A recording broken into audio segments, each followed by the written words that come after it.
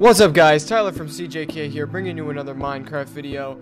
Today I'm going to be showing you how you can build a monster XP farm, I guess a mob XP farm, and this is something that you can do in survival mode. Nothing that I'm going to be using to build this, you need creative mode for, so no monster spawn or anything. I am in creative mode now, but it just makes it a little easier, but this can be done in survival. So first, you want to make the base of your monster spawner 28 blocks into the air, or you could do 28 blocks under the ground, whichever way you choose. I chose to just do it in the air.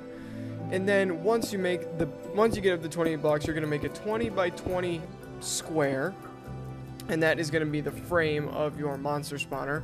So it's a perfect 20 by 20 square.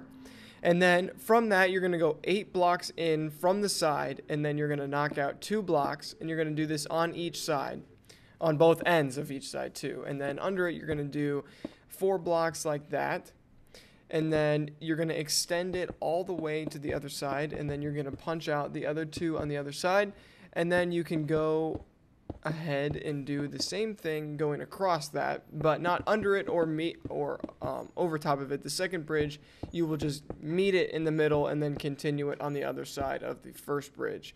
So you shouldn't go over it, because that will ruin the dropping point in the middle. So right here, you do the exact same thing to the other side, and you just put the blocks in all the way across, meeting it in the middle, and then extending it all the way to the other side like that.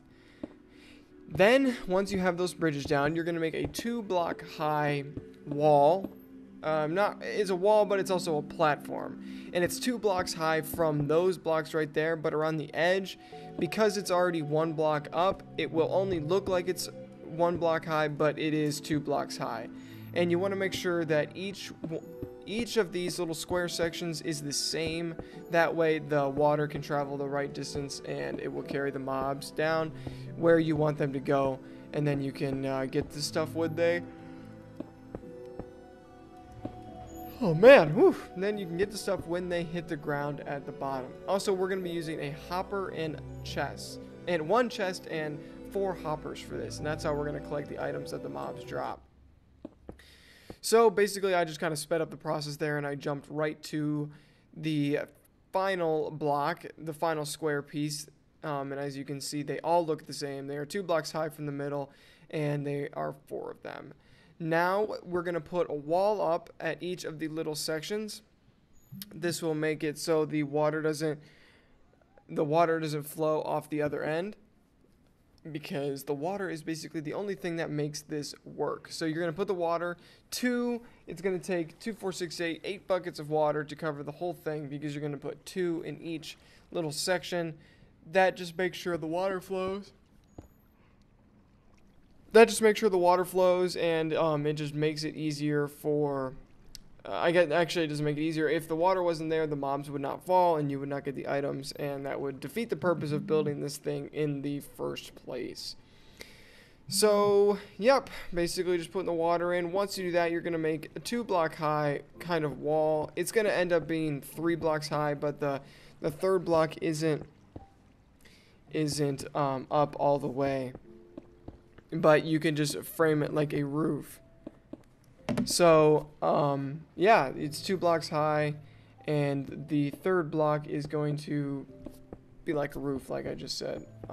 So that will make sure it stays dark, and that makes it so the mobs can spawn, because you do not have a monster spawner. So, because this, essentially you'll be building this in your survival world to get items like bones and spider webs and spider eyes and arrows and stuff like that. Those are all the things that you can get from all the mobs.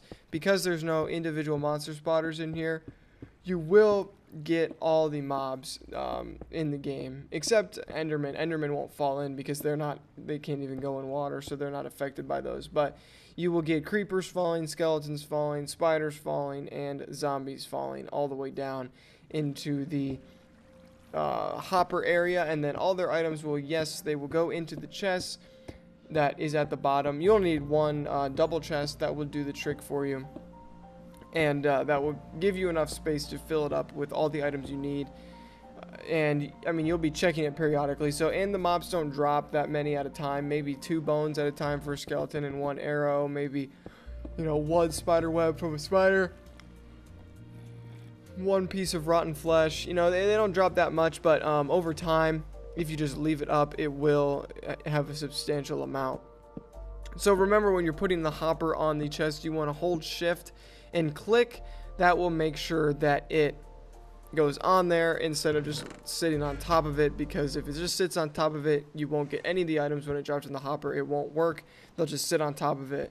So make sure you shift click when you're putting the hoppers down. And then I put glass, that way none of the items fall out, and you can see it when the mobs hit the hopper and they fall to their death. You know, if you're sitting there watching it, you don't necessarily have to say, oh, there's one right there. It just dropped right in the hopper, and you can see that it's that bone right there was not from the hopper that you could see on the ground, but the ones in the chest were 2 bones and an arrow. So yeah, guys, feel free to make this on your own. Click in the top right to watch the next video, and I'll see you later. Peace.